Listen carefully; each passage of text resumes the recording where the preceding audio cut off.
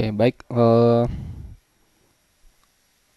Sekarang kita akan coba melihat solusi dari sistem persamaan linear seperti tadi. Sistem persamaan linear 3 variabel, atau kita sebut itu menjadi square system. Oke, seperti ini ya. Nah, kita ingat kembali bahwa A inverse itu adalah 1 per determinan A dikali adjoint A. Kita tidak selalu bisa menginverse matriks, meskipun kita selalu bisa menemukan adjoint dari suatu matriks, ya karena itu tinggal dicari minornya, kofaktornya, kemudian kita transpose itu. Tapi kita tidak selalu bisa mendapatkan nilai determinan yang tidak nol. Ketika determinan sama dengan 0, maka 1 per 0 menjadi tidak terdefinisi. Maka A ini akan selalu bisa diinverse jika determinan A tidak sama dengan 0. Oke. Dan kalau misalnya determinan A sama dengan 0, maka tidak bisa ada inverse-nya. Maka sistem persamaan linear seperti ini, sistem kubikel atau tadi istilahnya adalah square system seperti tadi, itu tidak akan ada solusinya. Kita bisa melihat dari sebuah kasus yang homogeneous, ya, yang artinya sisi kanannya itu 0, 0, 0 seperti ini.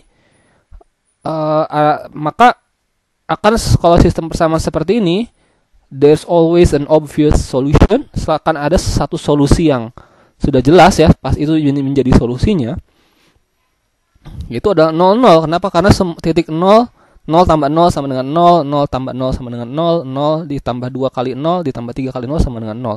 0 akan memenuhi persamaan yang homogeneous seperti ini, yang dimana A dikali X, A-nya itu adalah yang angka-angka yang menempel di sini begitu, dikali X-nya adalah X, Y, Z, nilainya sama dengan 0, maka solusi 0, 0 ini adalah trivial solution. Ini trivial ini adalah sebuah jargon matematika ya, di bidang matematika, mathematical jargon, sebutnya trivial solution.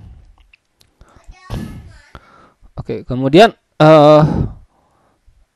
kenapa ya? Karena ketiga bidang ini, bidang pertama, bidang kedua, bidang ketiga itu melewati titik 0,0,0, melewati origin 0,0. Nah, ketika determinan A tidak sama dengan 0, kita bisa menginvert A, dan AX sama dengan 0, maka X sama dengan, ya akan pindah ruas begitu ya, A inverse dikali 0 ya sama dengan 0. Dan tidak ada solusi yang lain. Solusi yang trivial dan satu-satunya begitu. Cara lain adalah kalau determinan A itu sama dengan 0, ya artinya determinan A-nya itu sama dengan 0, ya if determinan A sama dengan 0, berarti determinan dari N1, N2, N3 sama dengan 0. Apa N1, N2, N3 adalah normal vektor. Jadi kita ingat lagi ya, apa itu normal vektor? Ada sebuah bidang, kemudian ada yang sebuah vektor yang tegak lurus, maka itu disebut sebagai normal vektor.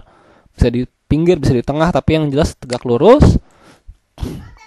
Nah, kalau dari tiga ini, tentu ini bidang 1, bidang 2, bidang 3 memiliki vektor normalnya masing-masing. Dan kalau ketiganya itu dideterminankan sama dengan 0, artinya mereka koplanar. Parallelepiped atau ya parallelepipednya ini volumenya 0. Kita ingat ya, kalau misalnya seperti ini membentuk sebuah sudut, maka akan membentuk sebuah bangun ruang, begitu ya. Tapi bagaimana kalau ketiga garis tersebut itu datar, yang nggak bisa membentuk ruang ya, gepeng begitu, mampat ke bawah seperti itu. Kalau ini ceritanya tidak gepeng. Nah, kalau determinan sama 0, maka dia gepeng seperti ini. Ya, ini ada 3 garis, ada 3 bidang. Bidang biru ini adalah vektor normalnya, bidang merah ini vektor normalnya, bidang hijau ini vektor normalnya, dan kita lihat semuanya di dalam satu bidang. Bagaimana kalau normalnya di atas ini? Ya memang betul juga, cuman kan bisa ditaruh ke sini. Artinya sejajar. Jadi sejajar dengan vektor-vektor sejajar dengan bidang yang bisa dibentuk oleh vektor normal ini. Dan ini tadi dan perpendicular to the plane of n1, n2, n3 ya. Oke, nah kita bisa membuat sebuah garis ini yang melewati 0,0 ya, misalnya seperti ini ya, begitu. Nah, ini ada garis begitu ke sini ya. Garis ini ya titik singgung dari ketiga vektor normal dan tegak lurus terhadap bidang yang dibentuk oleh N1, N2, N3. Ingat lagi N1 adalah vektor normal dari bidang 1. Dan garis ini tegak sejajar dengan bidang-bidang yang lain. Ya, garis ini sejajar dengan bidang biru, bidang merah, bidang hijau yang dibentuk oleh persamaan biru, persamaan merah, dan persamaan hijau. Dan bahkan bukan saja sejajar, ada di dalam bidang-bidang tersebut. Sehingga yang terjadi adalah banyaknya solusi. Ini solusinya banyak. Gitu, many solution. Oke. Nah, artinya nah, jika determinannya tidak sama dengan 0, gitu, jadi ada solusi lain begitu ya. Ada solusi yang ini, solusi yang single. Jadi kita lihat dulu nih soal ini. Kita cari determinannya, A-nya ini berapa? Ada dua kemungkinannya. Kalau determinan A-nya tidak sama dengan 0, artinya dia bisa diinverse kan? Dan bisa mendapatkan satu buah solusi. Tapi kalau determinan A-nya sama dengan 0, maka yang terjadi apa? Yang terjadi adalah seperti ini. Solusinya tak hingga. Solusinya tak hingga. Begitu. Ilustrasinya apa? Ilustrasinya seperti ini. Begitu ya. Ini untuk kasus homogeneous ya, homogeneous. Oke, untuk kasus homogeneous. Nah, ini tujuan apa materi session ini atau bab ini adalah kita jadi memahami inverse itu bagaimana sebenarnya penerapannya dalam sebuah sistem persamaan linear seperti ini dan bagaimana visualisasinya. Ya, nanti detail-detail silakan boleh dipelajari ulang. Ya, kita juga bisa melakukan cross ya. Coba kita crosskan antara N1 dengan N2, maka hasil crossnya itu akan tegak begitu dan dia tegak lurus akhirnya terhadap N1, N2 dan N3.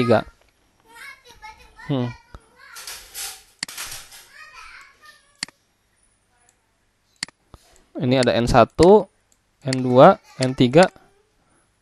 Oke. Ilustrasi yang di sini ya. Ini ada N1 dan N2 kita cross kan. Tentu hasilnya adalah yang ke atas ini gitu ya, garis ya. Atau saya kasih warna lain. Oranye begitu misalnya. Maka ini akan menjadi hasil crossnya. Dan tentu hasil cross ini dia akan tegak lurus terhadap N1, terhadap N2 karena dia hasil crossnya. Tapi dia juga tegak lurus terhadap N3.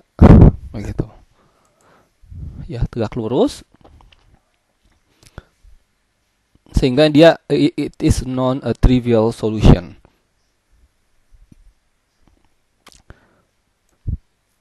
Sebagai bentuk atau kasus umumnya adalah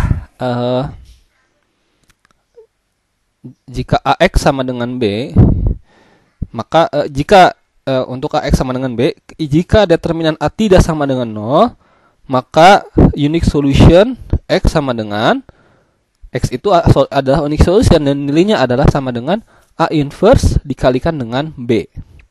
Tapi ketika determinan A sama dengan 0, maka then zero or many solutions. Maka ada kemungkinan dua, solusinya adalah 0 atau solusinya tak hingga. Solusinya tidak ada atau solusinya tak hingga begitu mungkin ya. Dan